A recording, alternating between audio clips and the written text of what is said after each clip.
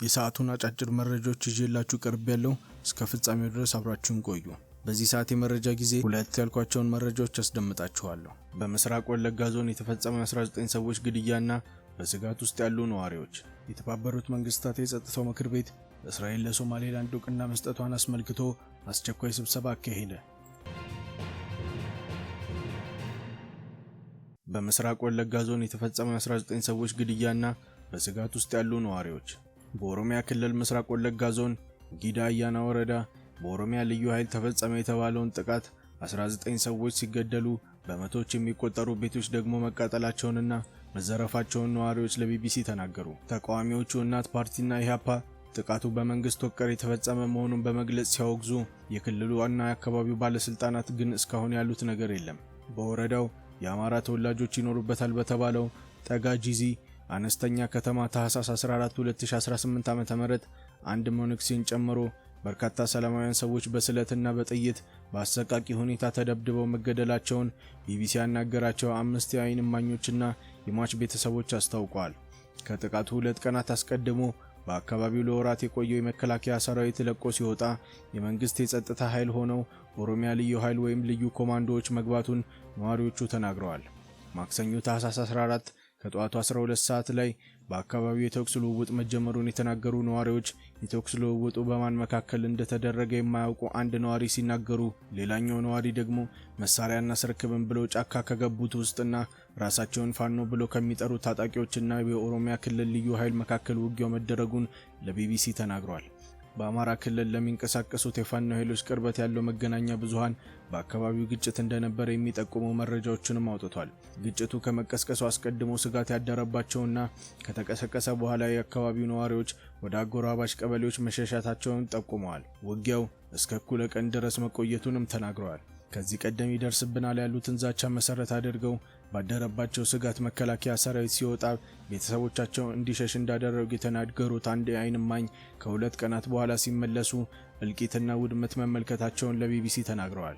በቃ ቤቶች ወድመዋል፣ ጠቅላላ ወድመዋል ያሉት እማኙ የ2 ሰዎች አስከሬን ማየታቸውንም ገልጸዋል። የደረሱ ነፍሰ ጡር በመሆናቸው የተኩስ ልውውጡ ሲደርስ በቤታቸው እንደነበሩ የተናገሩት አንድ እማኝ ከሟቹ ውስጥ የ5 ልጆች አባት የሆኑት ባለቤታቸው እንደሚገኙበትም ተናግረዋል። 3 አረንጓዴ ቡራቡሬ የደንብ ልብስ የለበሱ የኦሮሚያ ልዩ ኃይል አባላትና አንድ ሚሊሻ ቤታቸው ውስጥ መጥተው የጉልበት ሰራተኛ የነበረውን ባለቤታቸውን አይናቸው እያየ በአሰቃቂ ሁኔታ እንደገደሉባቸው ለቢቢሲ ተናግረዋል። እኔ ድንጋይ ሆንኩኝ፣ ልጆቼ እየተንጫጩ ላዩ ላይ ሲወድቁ አምጣው መሳሪያውን እመታቸዋለሁ ሲል እኔ በጥርሴ መሰለኝ ያነሷቸው 3ቱንም ልጆቼን አንስቼ ተደፍቼ እኔን ግደሉኝ ብዬ ለመንኳቸው ሲሉ ስለ ድርጊቱ ተናግረዋል። ባለቤታቸው ቤታቸው በር ላይ በተገደበው ስፍራ ከተቀበሩ ከ5 ቀናት በኋላ ስላሴ በተባለ ቤተክርስቲያን ዳግም መቀበራቸውንም ለቢቢሲ ተናግረዋል። ቢቢሲ ያናገራቸው የዓይን እማኞችና የሟች ቤተሰቦች ጥቃቱ የተፈጸመው የተኩስ ልውውጥ ጋብ ሲል ቤታቸው ውስጥ ቤተክርስቲያን ውስጥና ወደ ቤታቸው እየተመለሱ በነበሩ ንጹሃን ሰዎች ላይ መሆኑንም ገልጸዋል። እማኞች አብዛኞቹ ሟቾች በስለት ቢላዋ ተጠቅተው መገደላቸውንና አስከሬናቸው በአሰቃቂ ሁኔታ ተቆራርጦና ተጎድቶ መገኘቱንም ተናግረዋል። አንድ የቤተሰብ አባል የተኩስ ልውውጡ ጋብ ሲል ቤታቸውን ለማየት ሲመለሱ መንገድ ላይ እንደተገደሉባቸው የተናገሩት 2 ሰዎች አካልም የለው ሲሉ አስከሬናቸው ከባድ ጉዳት ደርሶበታል፣ ከቀናት በኋላም ነው የተገኘውም ሲሉም ገልጸዋል።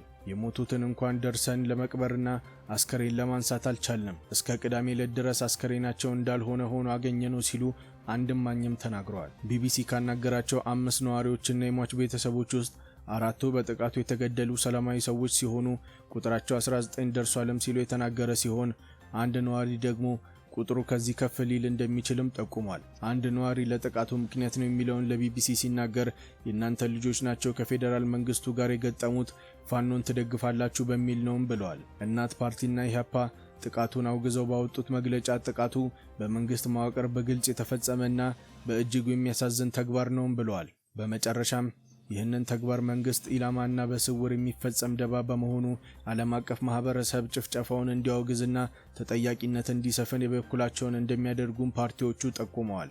ባለቤታቸው የተገደለባቸው ነፍሰ ጡር ነዋሪ መሬት የለኝም፣ ምንም የለኝም፣ እሱ ነው የቀን ሰራ ሰርቶ የሚያስተዳድረኝ፣ 5 ልጆችን ይዤ ምልሰው ምቀምሰውም አንድ ነገር እንኳን የለኝም ሲሉ መጻኢ ሁኔታቸውን በሚመለከት ለቢቢሲ ተናግረዋል።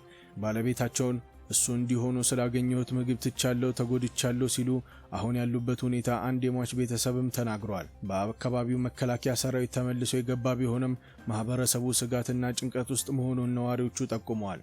አንድ የሟች ቤተሰብ አሁንም መጡ እየተባለ ሰው እየተረበሸ መሆኑን የጠቆሙ ሲሆን መኖር አይደለም የምንኖረው፣ ስጋት ላይ ነው ያለነው፣ ምጥ ላይ ነው ያለነውም ብለዋል። ያለፈው ሳይሆን እኛን እያሳሰበን ያለው ወደፊት የሚመጣ ነገር ነው።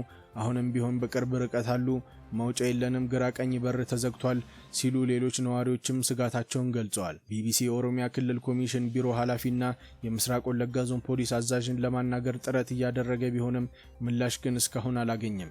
ጊዳ አያና ወረዳ ከዞኑ ዋና ከተማ ነቀምቴ በ100 ኪሎ ሜትር ገደማ የሚርቅ ወረዳ ሲሆን ከዚህ ቀደምም ተመሳሳይ ጥቃቶች እንደተፈጸሙ ነዋሪዎቹ ይናገራሉ። ወረዳው የኦሮሚያና የአማራ ክልል የሚዋሰን አካባቢ ሲሆን በድንበሯም አካባቢ ፋኖ ነን የሚሉ ታጣቂዎች እንደሚንቀሳቀሱና ጥቃት እንደሚፈጸሙም ይነገራሉ ብለዋል። የተባበሩት መንግስታት የጸጥታው ምክር ቤት እስራኤል ለሶማሌላንድ እውቅና መስጠቷን አስመልክቶ አስቸኳይ ስብሰባ አካሄደ። የተባበሩት መንግስታት የጸጥታው ምክር ቤት እስራኤል ለራሷን ነጻ የሆነችውን የሶማሌ ክልል ለሆነችው ሶማሌላንድ እውቅና መስጠቷን ለመወያየት ሰኞ ዕለት አስቸኳይ ስብሰባ አካሂዷል። እርምጃው በሳምንቱ መጨረሻ ከዓለም መሪዎች ሰፊ ውዝግብ የፈጠረ ሲሆን የተባበሩት መንግስታት የጸጥታው ምክር ቤት ክፍለ ጊዜ ሁሉም አባል ሀገራት አቋማቸውን እንዲያቀርቡ መድረክ አቅርቧል። ሶማሊያ ውይይቱን የከፈተችው የእስራኤል እርምጃ በአንድነቷና በግዛቷ አንድነት ላይ ግልጽ የሆነ ጥቃት በማለት ማውገዟን ሶማሊያ ከሌላው ሀገር ምንም አይነት ስምምነት ወይም ዝግጅት ማድረግ እንደማትችል በመግለጽ ተናግረዋል። ተወካዩ አቡበከር ዳሂር ኦስማን ውሳኔው የተቀመጡትን ዓለም አቀፍ ደንቦችና የህግ መርሆች በቀጥታ የሚጥስ ነውም ሲሉ ገልጸዋል። በተጨማሪም የእስራኤል ባለስልጣናት በእርሱ አስተያየት ፍልስጤማውያን በግዳጅ ወደ ሶማሌላንድ እንዲዘዋወሩና በክልሉ ወታደራዊ ሰፈሮችን መመስረታቸውንም ጠቅሰዋል። የሶማሊያ አቋም በርካታ የአፍሪካና የአረብ ሀገራት ተወካዮች እንዲሁም የአፍሪካ ህብረትና የአረብ ሀገራት ሊግ መግለጫዎችን አስተጋብተዋል። እስራኤልና አሜሪካ እርምጃውን ተሟግተውበታል።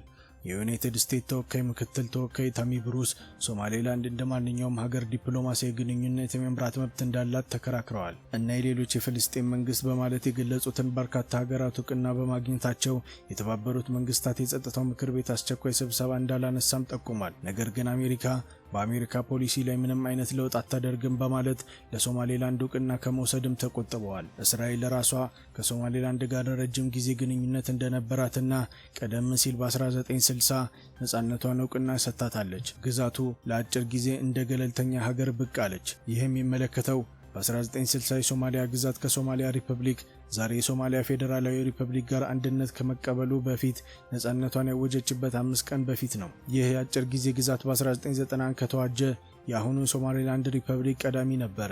ዴንማርክና ሌሎች የአውሮፓ ሀገራት ጨምሮ ሌሎች ተናጋሪዎች እስራኤል በአፍሪካ ቀንድ ያለውን ውጥረት ሊያባበስ የሚችል አደገኛ ምሳሌ በመፍጠር የእስራኤል ውሳኔን ተችተዋል። የሶማሊያ አቋም ማንኛውም መፍትሄ በሶማሊያ እውቅና ባለው ብሔራዊ ድንበር ማዕቀፍ ውስጥ መከናወን እንዳለበትም አጽንዖት ሰጥተዋል። የዩናይትድ ኪንግደም ልዑካን የሶማሊያና የሶማሊያ መሪዎች አልሸባብንና ሌሎች በክልሉ ውስጥ ከውስጥ ክፍፍል ተጠቃሚ ሊሆኑ የሚችሉ አልሸባብ ቡድኖችን ለመግታት እንዲተባበሩም ሀሳብ አቅርበዋል። በዓለም አቀፍ ሕግ መሰረት መንግስት የሚገመግመው በ1933 በሞንቴቪዲዮ ኮንቬንሽን ሲሆን እሱም 4 ቅድመ ሁኔታዎችን ያስቀምጣል።